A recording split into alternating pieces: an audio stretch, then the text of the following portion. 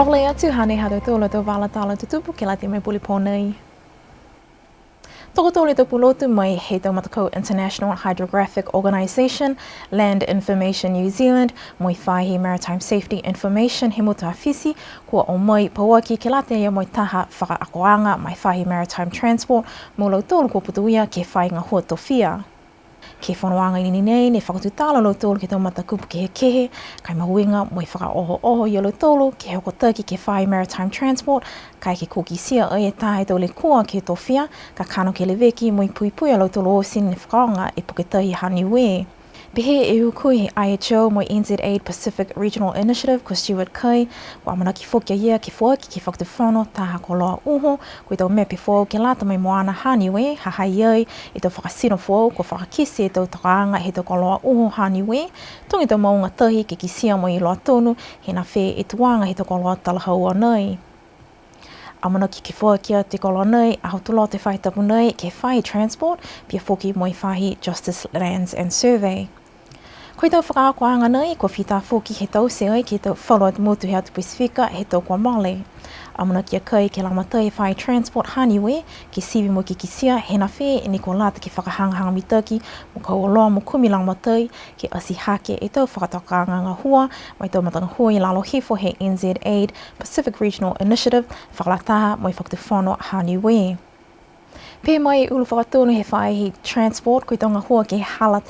ne hifo ke he wāwho Sir Robert's Wharf, ko tau se ai he tau mga hau nei, ke whakahanga mitaki ai, ke lata mai tau tangata Fusika, moi halau tōla tau pele o wafi, moi tau tulela ni lau aki e tau posi.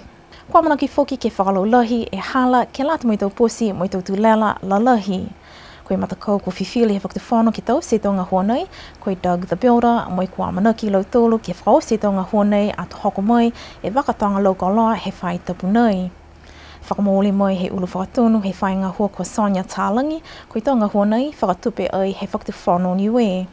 Pē mai e matakau sipote he motu ko Niska, ko whiwhili tuai e lau tōlu a Pauline Rex Blumsky, ke toto ai e masini ha Niue moi taki e Fōleni, he matakau ke hawhangianga he tau whewa sipote, whe toko he Pasifika, kua manaki ke whakahoko ki Samoa he mahina whuau. Pē mai a Rex Blumsky, whakaoea ia ke lilifu nei, ko whoaki ange kia ia ke toto moi taki e Fōleni, he matakau ha Niue, ke hawhangianga he tau taonanga sipote nei. Ko whiwhili ai ia, hako ia taha nei, he matakau toko tōlu he tau whiwhine olo Polosea, ne maua ai e tau pine Sileva, ke he tau whewa sipote he Pasifika ki Papua New Guinea, he tau uawhi Hongwhonuma Lima. Mui tua ke tau seanga he tau whewa sipote he Commonwealth, ke whiwhili tau tangata kua mau e tau pine ke tau whewa sipote lalahi pihia. Kua whakamōli mai e whahi ngā hua whakawhili, koe ua e tuhi ole, mai tau mga whawa ke whai kumikumianga e iki whakawhili, ke tau mana ne tutupu ke mga aho ne oki ai halu tōlu a tau mamatua. Pē mai e whahi ngā hua, koe tau tuhi ole ua nei, mua mai he mata ulu he tau nei, moi tu hia ni he tau mga whawa. Koe tuhi ole whakahiku, kua maua ai he tahe tau komisina, he hopa whakawhili, ha Niue, moi kua tuku atu ai, ke iki whakawhili toko lunga ha Niue, ke hana a whiwhilianga. Koe iki whakawhili toko lunga ka whiwhili ai, koe hingoa e tau seanga, ke tau tuhi ole nei, he tau mga whawa ne ua.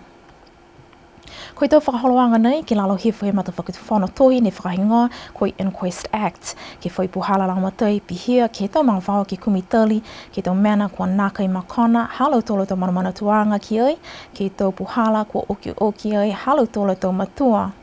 Koe whakaosianga he tau mena osi, koe utani ke whiwhilianga, he iki whakawhili toko lunga he mutu. Pēnā hata tōla tau wala tāla tutupu ke la te me poli ponei, a tō liu ke whilawia pō lotu, no whā, mui wanuina.